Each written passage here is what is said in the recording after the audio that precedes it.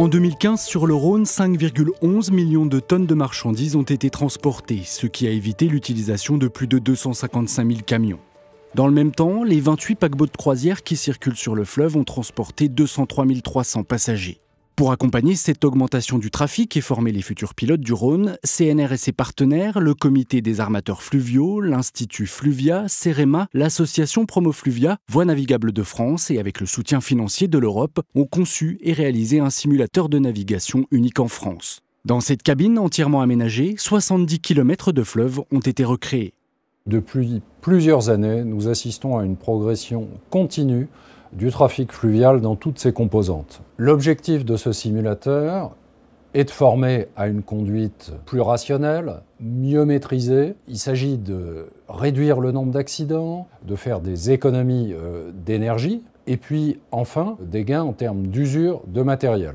Développé avec l'appui des bureaux d'études Aliotech, Polymorph et CL Corporation, ce simulateur reproduit 9 sites réputés délicats à naviguer sur le Rhône et 6 sur la Saône. Au total, 15 segments aux problématiques différentes qui doivent permettre aux utilisateurs de maîtriser les différentes difficultés de navigation. Ces tronçons ont été modélisés parce qu'ils nous semblent, et le sont pour les pilotes, délicats. C'est-à-dire qu'on se trouve dans des portions qui sont souvent en courbe, en virage, où il y a beaucoup de ponts, donc des passages sous arches compliqués. Il est possible de complètement créer un scénario. On va choisir le débit qu'on souhaite, on va choisir la période de la journée, mais également les conditions climatiques. Donc il y a différentes choses qu'on choisit et qu'on lance. C'est bon, on peut y aller. Ok, reçu.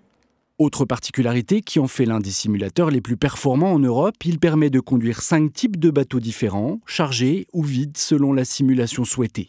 Au total, le nombre de scénarios possibles est donc infini et pour les pilotes, même les plus expérimentés, l'expérience est impressionnante.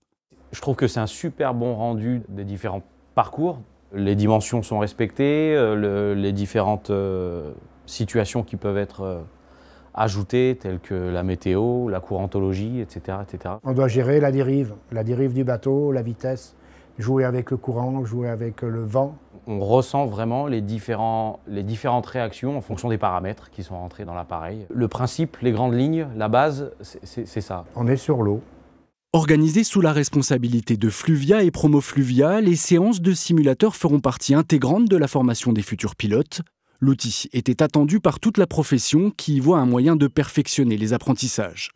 Pendant quelques années, je pense qu'il y a des gens qui n'ont pas amené de bateau, qui n'ont pas fait de développement sur le Rhône parce qu'il n'y avait pas assez de capitaines. Ça, c'est une évidence. Le simulateur, on pourrait imaginer que les gens viennent pour apprendre ces passages dans leur environnement, pour en fait leur faire gagner en expérience.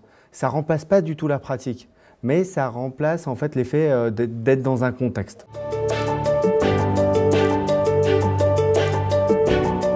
À terme, le simulateur permettra de former 25 nouveaux pilotes chaque année d'ici 2020. Les premières formations commenceront au premier semestre 2016.